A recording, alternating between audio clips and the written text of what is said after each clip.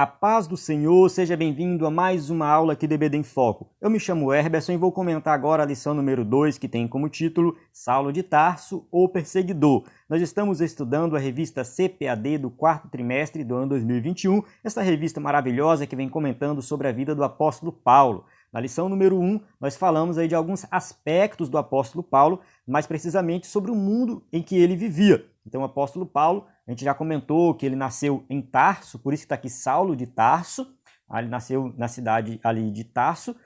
Naquela época, era muito comum se referir à pessoa falando a cidade dela. Então, Jesus era chamado de Jesus de Nazaré. A gente tem, né, um filósofo chamado Tales, né, que era de Mileto, Tales de Mileto. Então, isso era muito comum naquele mundo, naquela época, as pessoas falar o nome de alguém se referindo à cidade que ele nasceu. Então, Saulo é de Tarso, uma região fora da Judéia, porém, os seus pais eram judeus. Tudo indica isso, ele foi criado, educado, pelo menos, ali aos pés de Gamaliel, um rabino da época, que ele se diz, né, Paulo diz que ele é da tribo de Benjamim, então ele não nasceu na Judéia, mas os seus pais eram judeus e provavelmente, né, os seus parentes eram da tribo de Benjamim. Então ele, né, sabia que ele era dessa tribo, pertencia ali à tribo de Benjamim, apesar de ter nascido fora. Então muita gente ficou com dúvida em relação a isso. Paulo, como que ele se diz ser romano e ao mesmo tempo é judeu? Né? Porque ele era judeu,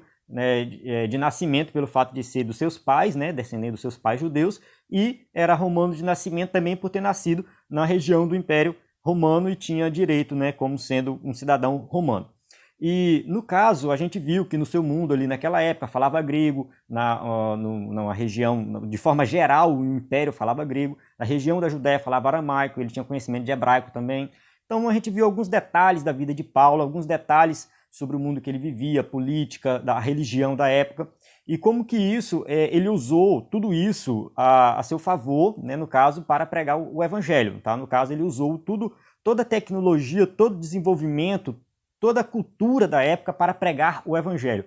Então a lição número 1 fez essa abordagem mais geral da vida do apóstolo Paulo. A lição 2 vai entrar em detalhes sobre uma fase da vida dele. No caso, aqui o escritor da revista optou por colocar o nome Saulo. Como já foi falado também na aula anterior, ele não teve o seu nome mudado, como alguns pensam, de Saulo para Paulo. Não, Saulo era o seu nome no meio dos judeus. E Paulo era como ele era conhecido entre os romanos, os gregos. Então, tanto faz falar Saulo como Paulo, não tem problema. O escritor da revista optou por colocar Saulo, por enfatizar que, antes da sua conversão, ele estava ali atuando entre os judeus como um fariseu e principalmente ali ajudando na questão ajudando entre aspas, né, na questão da perseguição aos cristãos. No caso, ele atuava na linha de frente de perseguição aos cristãos. Nós vamos entender na lição número 2 por que Paulo foi um perseguidor, como que se deu tudo isso, quais foram as suas motivações. Então isso aqui vai formar uma base muito boa para a gente entender a mudança radical que acontece na vida de Paulo quando ele se converte. Então, né, no caso, Saulo ou Paulo, eu vou usar os dois aqui. Ele tinha os dois nomes, tá? No meio dos judeus, Saulo, fora dos judeus, ele era chamado de Paulo, no meio do mundo romano. Então eu vou usar os dois. Então quando Paulo se converte, quando a gente conhece a vida anterior dele, a gente consegue fazer uma comparação e ver a transformação maravilhosa que foi na vida dele. E a gente não vai falar da conversão dele nesta aula, isso é assunto para a próxima aula, lição número 3. Então, nessa aula, a gente vai falar dessa parte da perseguição e vamos trazer aplicações para os dias de hoje, mas mostrando que nos dias de hoje também os cristãos sofrem perseguições. Certo? Então, eu convido você a acompanhar essa aula até o final, seja você professor da EBD que usa a revista da CPAD, ou quem sabe você que quer aprender mais sobre o apóstolo Paulo, sobre a sua vida, né, quer ter esse conhecimento, assista essa aula até o final. Nós vamos aqui fazer uma exposição completa do conteúdo, usando o slide em PowerPoint, com imagens de qualidade, inclusive um slide que você pode acessar no site ebdenfoco.com. No ebdenfoco.com você tem um conteúdo completo das lições CPAD, aula em vídeo, aula em áudio, cursos para educadores cristãos, aulas em PDF, tudo isso dando suporte para você, né, ministrar uma aula de excelência. Nós temos também o slide em PowerPoint, que é esse slide aqui que eu uso para ministrar a aula, estudos e sermões em PDF, curso básico de teologia e cursos diversos. Então acesse ebdenfoco.com ou baixe o nosso aplicativo para Android, que tem também esse conteúdo. Vamos lá, vamos começar aqui. Vale ressaltar que nós temos o WhatsApp para tirar dúvidas com relação ao conteúdo da lição, conteúdo do site. Nosso número é esse aqui, ó, 94 98409 2869. Você pode mandar seu nome e sobrenome que nós vamos colocar você no nosso grupo. Textuário diz assim, Atos 9:1. E Saulo, respirando ainda ameaças e mortes contra os discípulos do Senhor, dirigiu-se ao sumo sacerdote.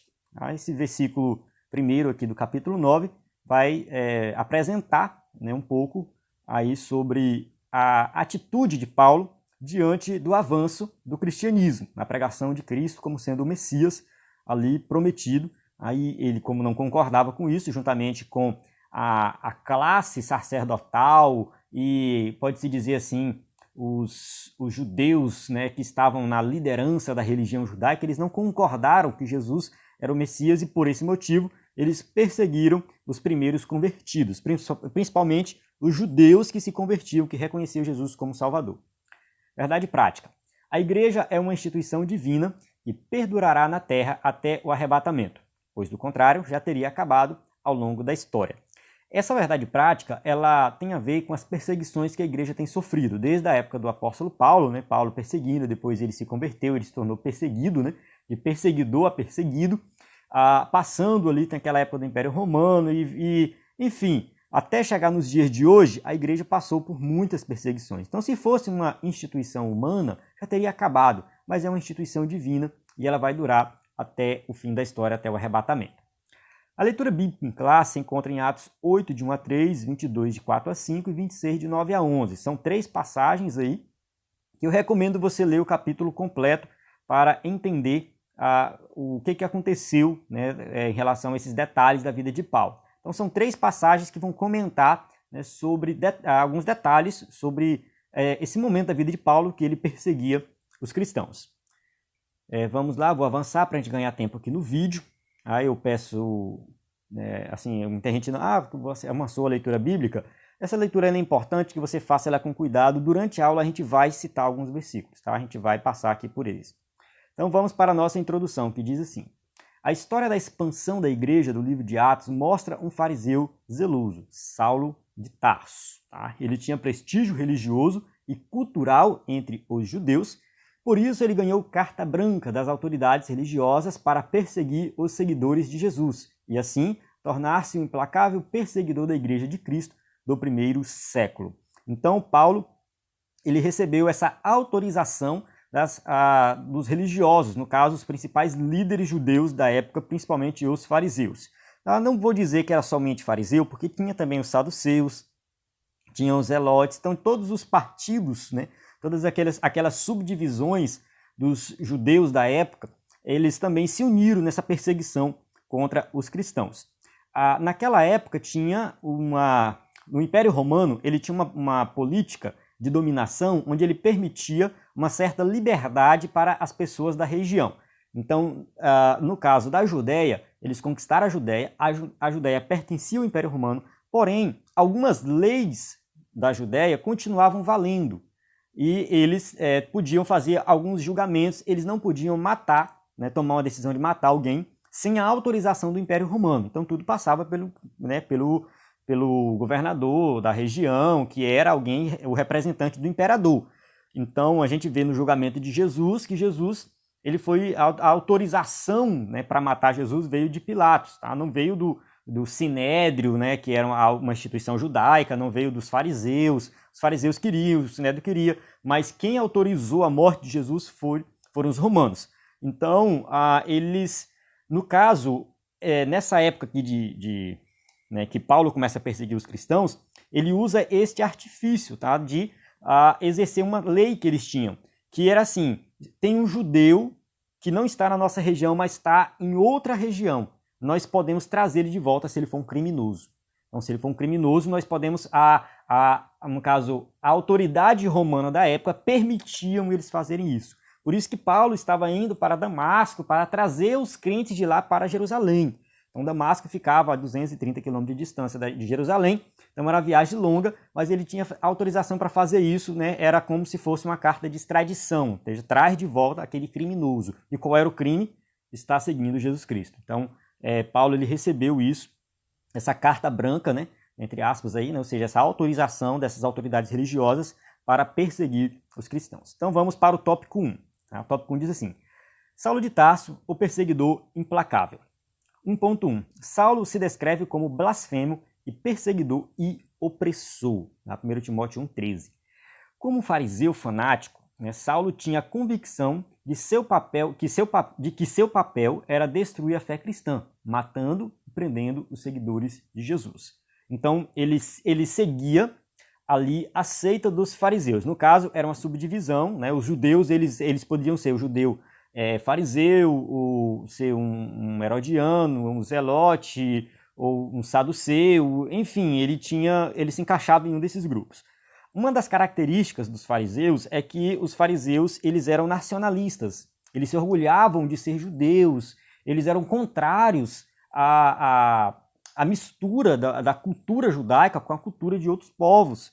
Eles não concordavam com o domínio dos romanos, eles eram mais religiosos. Já os saduceus eram um pouco mais light, pode-se dizer assim. Os saduceus eles já se davam melhor com os romanos, aceitavam um pouco a questão da dominação romana, tá? Se envolviam mais com política, tinham cargos políticos. Então eram grupos diferentes, tá? Cada um tinha suas características. Então o grupo de Paulo era o mais fanático, tá? Os fariseus eles eram os mais fanáticos e eram bem nacionalistas, e no caso essa ideia de Jesus ser o Messias enviado que para salvar a humanidade, isso não foi muito bem aceita pelos judeus de forma geral, principalmente pelos fariseus.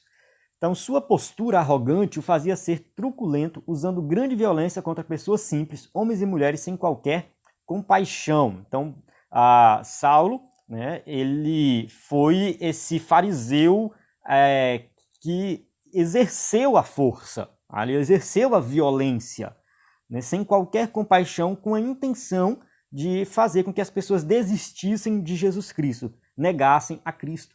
Acreditava piamente que com esse comportamento estava agradando a Deus. Então esse comportamento violento, movido pela religiosidade, fazia com que Paulo, assim, no caso, nesse momento da vida dele, né, achava que estava sendo fiel a Deus. Eu estou agradando a Deus. Nos dias de hoje tem grupos dessa forma, tem grupos violentos. A gente pode citar religiões de nível mundial que exercem a violência achando que está agradando a Deus, como a gente pode falar, né, de alguns grupos islâmicos. Não vou falar da religião islâmica de forma geral, dos muçulmanos de forma geral, porque é muito... eles também têm vários grupos, têm, né, várias maneiras de interpretar o Alcorão, mas tem alguns grupos islâmicos que são mais radicais e acabam cometendo alguns crimes, matando alguém ou até mesmo se matando para matar outras pessoas, e acham que aquilo está agradando a Deus. E trazendo um pouco para o contexto cristão evangélico, acontece muitas vezes de algum crente cometer algum ato, não vou nem dizer assim um ato de matar, de perseguir, mas um ato às vezes de uma palavra, alguma coisa contra alguém, e acha que está agradando a Deus também, né? A falar mal de alguém, a falar mal de uma pessoa por uma atitude. A gente tem que ter muito cuidado, porque às vezes a gente critica os outros, mas a gente acaba cometendo o mesmo erro. Então a gente tem que vigiar nesse sentido. Paulo ele fazia algo errado achando que estava agradando a Deus. Será que a gente não faz a mesma coisa? Então a gente tem que vigiar também nesse sentido. Apoiada pela casta sacerdotal que odiava o nome de Jesus, né, Saulo usava os meios legais para atacar os cristãos. Então ele não saía fora da lei entre aspas, né? Ou seja, ele estava dentro da lei, onde, né, os sacerdotes, de forma geral, também concordavam, odiavam o nome de Jesus e não queria que os judeus, nesse caso, aceitassem Jesus como o Messias. Então eles estavam sendo guiados pela religiosidade, e mesmo que no Antigo Testamento fala do amor, da tolerância, eles não estavam seguindo isso, tá? Eles não estavam seguindo o amor. Tá? A ideia de amar o próximo não é uma ideia do Novo Testamento que veio com Jesus, tá? É uma ideia do Antigo Testamento também. A questão toda é que na época ali do apóstolo Paulo, a religião judaica ela se afastou muito do que a lei de Deus ensinava. Ela estava muito longe e eles criaram outras leis fora do que estava na Torá. Então eles, seguindo essas outras leis, eles, né, no caso, exerciam esse poder de violência contra qualquer, né, ameaça que eles considerassem ameaça contra o judaísmo. Então, no caso dos cristãos, os cristãos foram perseguidos, né, e muitas vezes mortos por causa disso. Então, por causa de sua truculência, os seguidores de Jesus tiveram que fugir para outras cidades. Então, muitos tiveram que sair de Jerusalém, da Judéia e morar em outras cidades, porque o perseguidor respirava ameaças e mortes contra os discípulos de Jesus. E por isso, não via problemas em prender e arrastar presos para Jerusalém os que professavam o nome do Nazareno. Se encontrasse alguns, só lendo o versículo aqui, Atos 9:2. Se encontrasse alguns daquela seita, quer homens, quer mulheres, os conduzisse presos a Jerusalém. Só confirmando o que está escrito no texto da revista. Então, Paulo, ele seguia essa orientação da religião judaica e não estava levando em consideração o amor, a tolerância, nada disso. Movidos pela religiosidade e sendo contrário a tudo aquilo que estava relacionado a Jesus, começaram a perseguir as pessoas e muitos tiveram que fugir daquela região para não sofrer perseguição. 1.2. As ameaças de Saulo de Tarso. A expressão respirando ameaças e morte descreve Saulo de maneira figurada como uma fera selvagem que ameaça sua presa. Então a gente tem aqui uma referência, né, uma figura de linguagem, né, uma maneira figurada de falar o quanto ele estava furioso. A mesma expressão usada para uma presa, né, no caso uma presa não, uma fera selvagem que está ameaçando a sua presa furioso para atacar. Então assim estava o apóstolo Paulo. No texto de Atos 9:21, o perseguidor era visto como um exterminador, pois conduzia os cristãos às prisões, além de permitir que fossem açoitados. Então, no caso, a perseguição envolvia até açoites. Não temos detalhes sobre como acontecia esses julgamentos, mas a gente, observando ali o julgamento de Jesus, talvez eles seguiam o mesmo protocolo, né?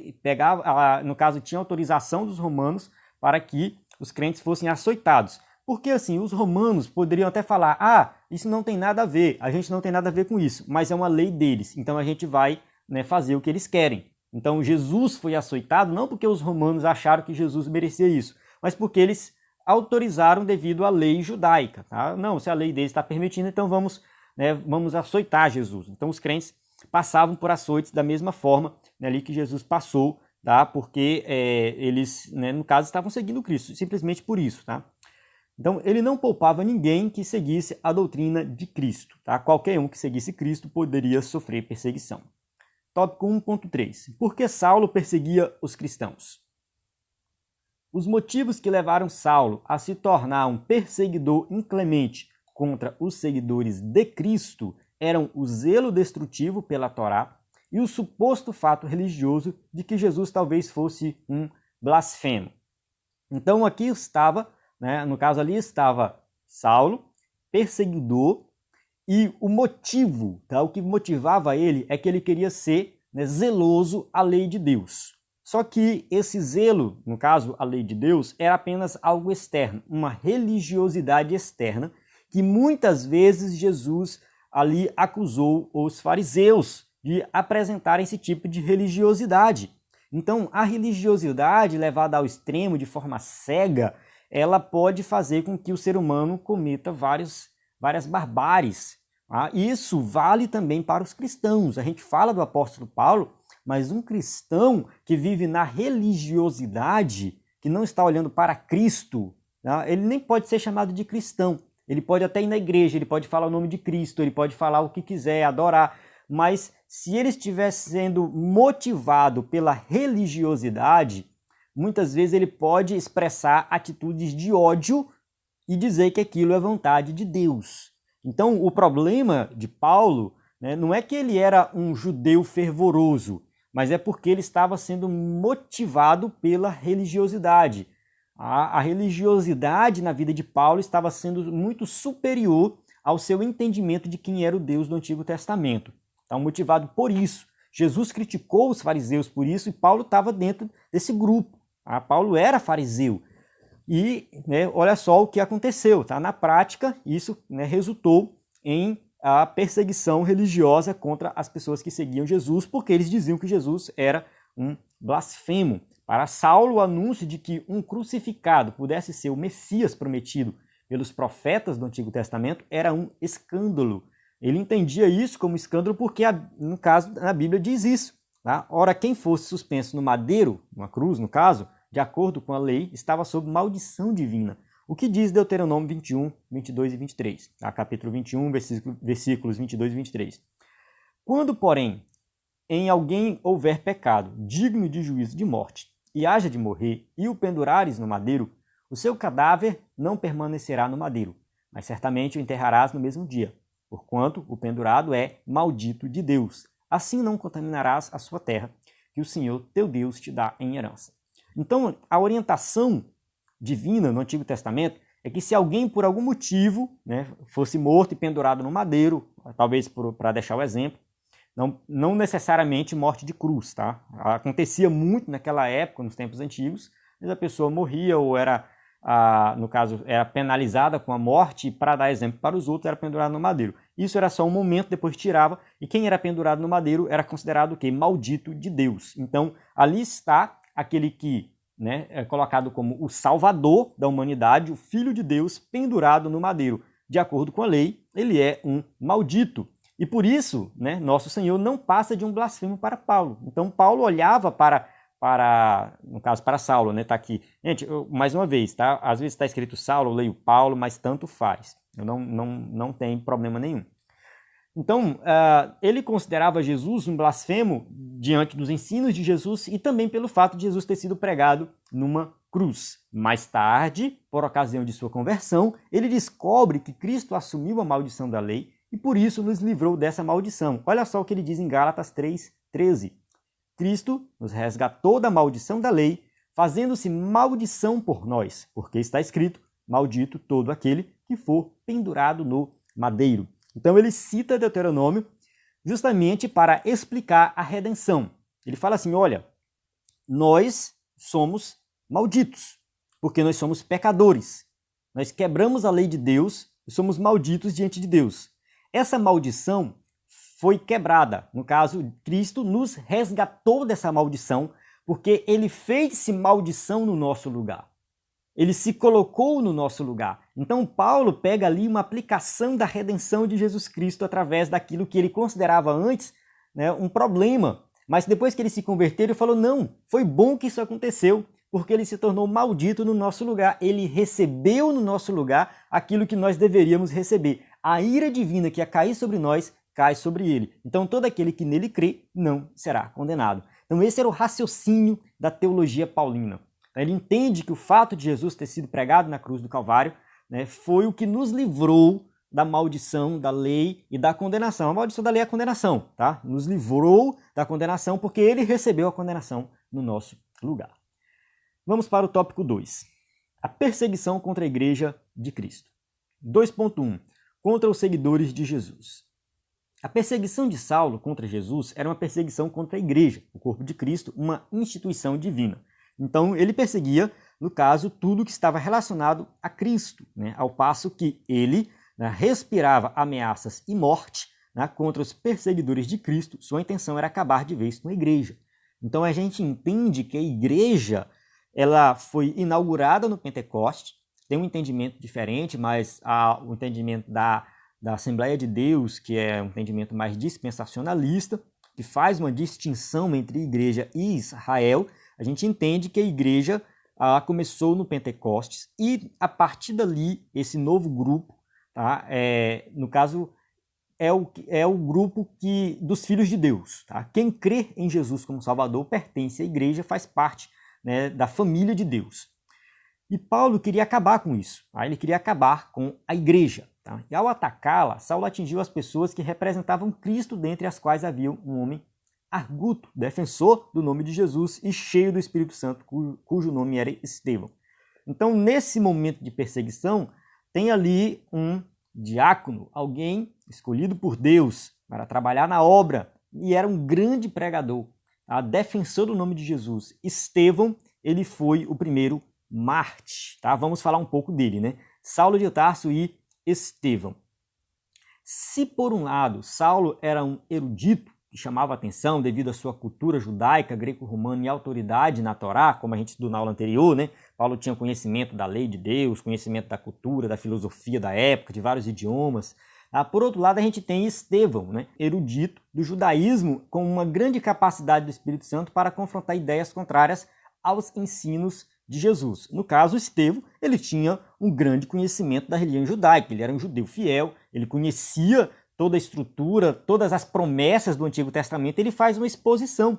A exposição de Estevão na pregação dele ali, que é o maior sermão registrado em Atos dos Apóstolos, é o sermão de Estevão, ele apresenta todas as promessas que Deus fez do Messias. Então ele vai fazendo ali, mostrando o Antigo Testamento, falando assim, olha, tudo isso aponta para Cristo. Como que vocês não conseguem enxergar isso aí? E por causa disso, né, a gente sabe que Estevão,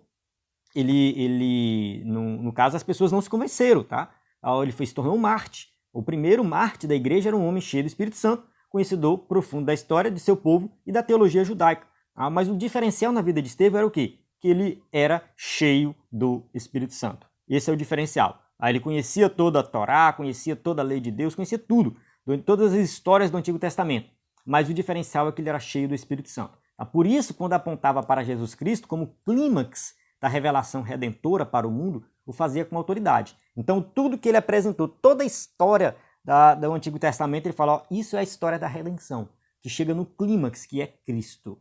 Então ele fez uma exposição do Evangelho usando o Antigo Testamento, mostrando que tudo aponta para Cristo. Então, o discurso inflamado de Saulo, e respaldado pelos oponentes dos seguidores de Jesus, deparou-se com outro discurso, mas este previamente proveniente da sabedoria do Espírito Santo. Então, Atos 6, 9 e 10, a gente tem aí, né, um trecho para a gente entender essa ideia, tá? E levantaram-se alguns que eram da sinagoga, chamados de libertos, e dos sirineus, e dos alexandrinos, e dos que eram da Cilícia e da Ásia, e disputavam com Estevão. E não podiam resistir à sabedoria e ao Espírito com que falava. Então, Estevão, cheio do Espírito Santo, disputava com todos e respondia-lhe todos com sabedoria. Essa autoridade espiritual de Estevão atraiu a ira dos inimigos de Cristo. Então, né, Atos 6,11. Então subornaram uns homens para que dissessem, ouvimos-lhes proferir palavras blasfemas contra Moisés e contra Deus. Olha só a acusação, né, totalmente sem fundamento, tá? Uma acusação sem fundamento. Em momento algum, Estevão faz alguma blasfêmia. Tá? Ele não blasfema contra Moisés, contra Deus, contra ninguém. Ele faz uma exposição correta do Antigo Testamento, mostrando que tudo isso aponta para Cristo.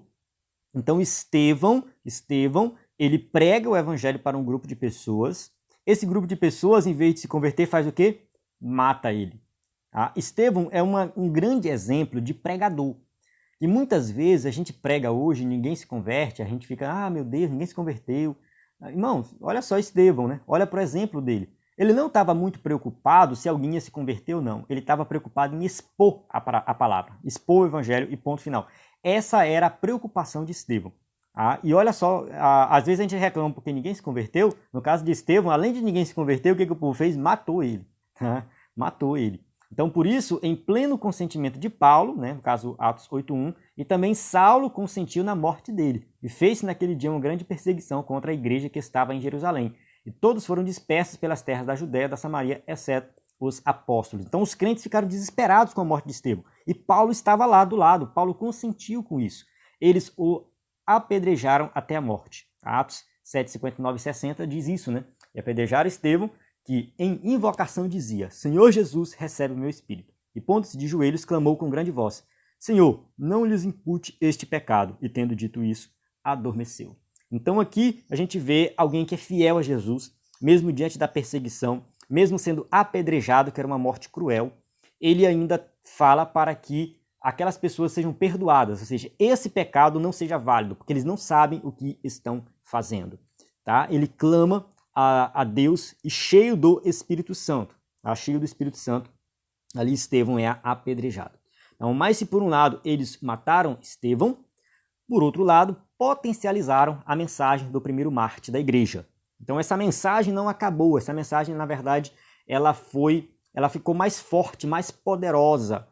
O sangue de Estevão derramado, né, serviu, né, como tem um hino que fala, né, eu sou a semente do sangue, né, dos irmãos que morreram pregando. Então tem esse hino que fala disso, é um dos pais da igreja que fala isso, né, que o sangue dos cristãos, né, fez com que o evangelho se expandisse mais ainda. Eu não estou lembrado da frase corretamente, mas é como se isso fosse realmente, né, o fato de, não que seja bom alguém morrer, não que seja bom, né, alguém perecer, tá, ser apedrejado, sofrer tortura, isso não é algo bom. Porém, o fato disso acontecer em nome de Cristo não minimiza o evangelho, na verdade faz com que o evangelho se torne mais poderoso e mostra que realmente é algo verdadeiro. Alguém tem a capacidade de dar a vida por isso, dar a vida pelo evangelho. Então, né, a morte de Estevão, na verdade, fez com que o evangelho se expandisse muito mais. 2.3. Uma intolerância religiosa e política contra a igreja atual. A igreja atual continua a despertar fúrias de certas autoridades políticas e religiosas. A gente sabe que o cristianismo ele sofre perseguição nos dias de hoje também. Tanto autoridades políticas quanto autoridades religiosas perseguem aqueles que se dizem servir a Cristo. Eles não aceitam a mensagem, né, de liberdade e vida que o evangelho proporciona. O evangelho traz uma mensagem de liberdade, nós somos livres em Jesus. Nossos irmãos que servem a Deus em países políticos e religiosamente fechados para o evangelho continuam a pagar com a própria vida a fidelidade à mensagem de Cristo. Nesse caso, né, tem um site chamado Portas Abertas, que fala muito dessa questão da perseguição, mostra o mapa da perseguição mundial. A gente tem um mapa que é atualizado sempre, e alguns países são mais hostis à pregação do evangelho. Alguns por motivos religiosos. A gente tem, né, os países muçulmanos que não aceitam outra religião. Então, no caso, eles não perseguem somente os cristãos, eles perseguem também outros religiosos, pessoas de outras religiões. Então, as pessoas não têm liberdade de expressar o culto ao seu Deus, tá? Seja cristão ou não. A gente tem países mais que têm religião própria, que no caso citei os muçulmanos. A gente tem a Coreia do Norte também, que a Coreia do Norte, querendo ou não, ela tem também uma religião própria. Muita gente não sabe disso, mas ela tem uma religião própria e não permite nenhum tipo de religião lá também. A China exerce um certo controle das religiões, perseguem também os religiosos. Então a gente tem esse problema, é um problema de ordem mundial de perseguição religiosa. Isso acontece em vários países e quem se propõe a pregar o evangelho nesse país está arriscando a própria vida. Então oremos pela igreja perseguida, tá? Esse é o nosso papel, de orar por esses crentes que estão precisando nas nossas orações. Tópico 3. Quando um sistema se volta contra a igreja. 3.1. Como era a perseguição contra os primeiros discípulos? Saulo de Tarso liderou uma perseguição contínua e violenta. Ele prendia os primeiros cristãos, mandava açoitá-los e não havia escrúpulos, mesmo com mulheres e crianças. A gente já viu anteriormente, né, no tópico 1, o texto de Gálatas 1,13 diz assim: sobremaneira perseguia a igreja de Deus e a devastava. Então, esse era o comportamento de Paulo, tá? Ele queria devastar, destruir a igreja. Saulo entendia que praticar essas barbáries era defender a fé judaica, livrando os judeus dos hereges, exatamente dos moldes de que Jesus havia alertado os discípulos. Jesus já tinha falado em João 16,2: expulsar-vos-ão das sinagogas.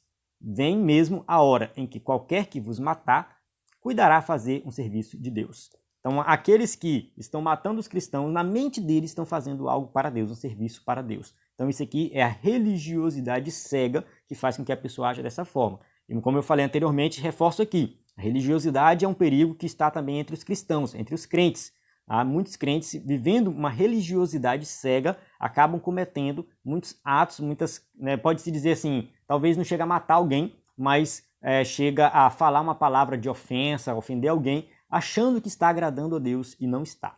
Então isso é um perigo para todos os religiosos, tá? E nós não estamos fora disso. No caso, a gente está dentro do contexto do apóstolo Paulo, ele seguindo esse tipo de religiosidade acabou perseguindo os cristãos. Depois, claro, ele se converteu e mudou a sua atitude. E a gente observa que isso acontece também nos dias de hoje. 3.2. Perseguição, tortura e método. Parece exagero afirmar que Saulo de Tarso torturava os primeiros cristãos, mas é o que ele mesmo declara em seu testemunho pós-conversão. Atos 26:10, Paulo ele fala assim: o que também fiz em Jerusalém, e havendo recebido o poder dos principais dos sacerdotes, encerrei muitos dos santos nas prisões, e quando os matavam, eu dava o meu voto contra eles. E castigando-os muitas vezes por todas as sinagogas, os obriguei a blasfemar. Enfurecido demasiadamente contra eles, até nas cidades estranhas os persegui. Então Paulo, aqui dando o seu testemunho, Ele não está falando, dando seu testemunho para se exaltar ou falar que é melhor do que os outros, mas justamente pelo contrário. Tá? Ele se considerava o pior dos pecadores. Ele conta esse testemunho falando assim, olha, se eu, que fazia tudo isso contra os cristãos, hoje fui alcançado pela misericórdia de Deus, significa que, né, qualquer um pode ser alcançado por essa misericórdia. O testemunho de Paulo era para mostrar que Deus salva até o pior dos pecadores. Esse era o testemunho dele. Então, ele conta esse testemunho, não se gloriando, mas mostrando que ele realmente estava, né, longe de Deus, tá? Mais do que qualquer pessoa possa imaginar, e mesmo assim ele foi alcançado pela misericórdia do Evangelho. Entretanto, apesar da violência empregada com açoites, prisões, tortura psicológica, apedrejamento e mortes, muitos dos discípulos fiéis a Cristo não negaram o nome de Jesus. Então, a gente não pode negar o nome de Jesus em hipótese alguma, tá? Mesmo diante de tudo isso que eles passaram, todo tipo de tortura, física ou psicológica, tá? Tudo isso não foi suficiente para as pessoas negarem. Muitos permaneceram fiéis. 3.3. Perseguição aos pentecostais. No início do movimento pentecostal no Brasil, né, Assembleia de Deus que surgiu em Belém do Pará, nossos pioneiros sofreram toda sorte de perseguição e violência. Na verdade, assim, a igreja, né, quando começou, a Igreja Assembleia de Deus, que começou em Belém, ela, no caso, os missionários eles eram vinculados à Igreja Batista, quando eles chegaram procurando a Igreja Batista, mas logo eles foram expulsos. Né? Mas justamente por quê? Porque eles pregavam o batismo com o Espírito Santo. Então, essa novidade, né, do Evangelho, no caso, um Evangelho voltado, né, para o poder do Espírito Santo, fez com que os primeiros missionários fossem perseguidos não somente pelos não crentes, mas pelos próprios crentes da época. Não que os batistas são ruins, não é isso. Tá? O fato deles não terem apoiado é porque eles estavam sendo fiéis à sua doutrina. E isso já estava previsto por Deus, tá? Porque Deus queria realmente que esse movimento pentecostal ele acontecesse mais de forma independente. A gente sabe que lá na frente a Igreja Batista, algumas presbiterianas, adotaram, né, o pentecostalismo, se tornaram pentecostais também, e tiveram que ter uma convenção separada das igrejas mais tradicionais. Então, todo mundo que se envolveu com a obra missionária logo nessa época do início do pentecostalismo no Brasil passou por algum tipo de perseguição. E também, né, a gente sabe que teve perseguição religiosa, né, não somente dos crentes mais tradicionais, mas também da Igreja Católica. Enfim, teve também perseguição. Teve perseguição de quem não acreditava em Deus. Então as dificuldades foram muitas, tá? Muitas mesmo. Então muitos deles sofreram agressões físicas e psicológicas. Tudo isso porque pregavam uma doutrina que a religião oficial não aceitava. Da mesma forma, né, que a gente vê ali os cristãos primitivos, né, sendo perseguidos por pregar, né, uma mensagem diferente, no caso a mensagem de salvação em Cristo, eles foram perseguidos pelos religiosos. Né? A Igreja Assembleia de Deus, quando começou em Belém do Pará, também sofreu perseguição por parte dos religiosos. Aí isso aconteceu. Então, o que dizer de Daniel Berg e Gunnar Wingre, os primeiros pastores dos primórdios da Assembleia de Deus no Brasil? Então, quais dificuldades eles passaram, que perseguições eles passaram, e não somente eles, né? E tantos outros irmãos perseguidos nesses rincões brasileiros. Então, a igreja evangélica, principalmente, né, as igrejas evangélicas pentecostais, onde os crentes ardiam no coração o desejo de pregar, de evangelizar, de fazer a obra, foram os que mais sofreram perseguições. Pois eles muitas vezes chegavam na cidade com a intenção de abrir um ponto de pregação, abrir uma igreja, e ali tinha proibições, tinha às vezes até agressões físicas. Isso aconteceu em várias cidades, não somente no norte, né, aqui da região norte, né, do Pará, mas também em várias outras cidades enfim, do Brasil inteiro.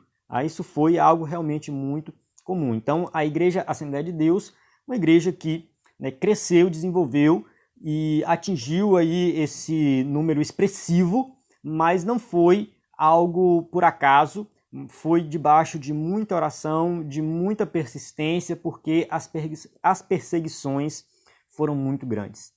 Foi muito difícil e Deus tem abençoado e o Evangelho tem se expandido muito. É claro que hoje estamos em um outro contexto, algo totalmente diferente, né? A gente tem que parar para pensar agora em outras estratégias e procurar, né, vigiar, ter cuidado para que nós não, assim, hoje como a Assembleia de Deus é maioria, a gente não pode acomodar, achar que está tudo bem, que está tudo normal. Não é bem assim. A gente tem que continuar pregando o Evangelho, continuar com a mesma humildade de antes e continuar com o mesmo propósito e procurar, no caso, não reverter a situação, porque muitas vezes, né, a gente acha que agora nós somos maioria, então quem manda somos nós. Não é bem assim. A igreja não é nossa, a igreja é de Cristo. A igreja continua sendo de Cristo e é Ele que manda na igreja. A gente não tem que, né, tomar alguma decisão achando que nós somos alguma coisa. A obra de Deus, ela não foi finalizada e continua acontecendo. Então nós temos que continuar pregando o Evangelho com humildade e não esquecer que as perseguições ainda existem, mas que é somente Deus que vai nos capacitar, nos dar força para passar por todas elas. Chegamos à nossa conclusão, que fala assim: se a igreja fosse uma mera organização humana, já teria acabado. Mas é uma instituição divina, edificada pelo próprio Cristo, e por isso a igreja subsiste ao longo dos séculos e continuará a subsistir até a vinda gloriosa de Jesus para arrebatá-la. A igreja é de Jesus. Então, a igreja é uma instituição divina, não importa o que acontece, o que vem a acontecer, o que já aconteceu ou o que está acontecendo, não importa nada disso. Ela vai continuar sendo a igreja de Cristo. Ela é a igreja de Jesus. A igreja, ela vai subsistir e ela vai chegar, né, até o momento na glorificação final, tá? Porque isso é algo que Jesus prometeu. Isso vai acontecer. Tá? A igreja vai subsistir, né? As portas do inferno não prevalecerão contra a igreja. Tá? Jesus está conosco, ele é o dono da igreja e ele vai nos conduzir, mesmo diante de perseguição. Ele não vai nos livrar, né, nem sempre vai nos livrar da perseguição, mas ele vai nos dar força para resistir às perseguições. Isso aconteceu no decorrer da história e vai continuar acontecendo. Amém? Então chego aqui no final da aula. A gente tem aqui as perguntas para quem vai usar o slide aí na sua igreja. A gente tem o nosso conteúdo, reforçando aí o nosso conteúdo, né? Que você pode acessar o slide em PowerPoint também.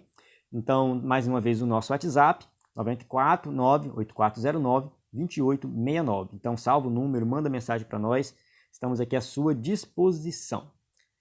Agradeço você que assistiu até aqui, né? Que Deus possa abençoar grandemente a sua vida, a vida de cada um aqui do EBD em Foco, e nós possamos continuar aí nesse conteúdo, ministrando essas aulas, para que todos possam ser edificados. A paz do Senhor, até a próxima aula.